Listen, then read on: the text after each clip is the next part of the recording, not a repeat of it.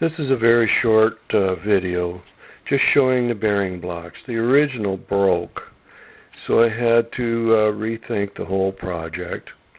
I made the new one square, used a 5/8 spade bit and drilled it all the way through. Bearing is a friction fit in there. It's not quite tight enough. By stacking two up with a washer in between, it gives me a pretty straight bore to mount to a bolt or some other shaft. I used a long screw.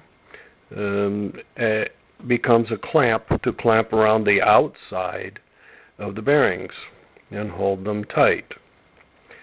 This seems to work pretty well. Put a slot in the board, to give it room to clamp down. And you see the 1/2-inch plywood edging. Thank you for watching Po Boy's Sawmill.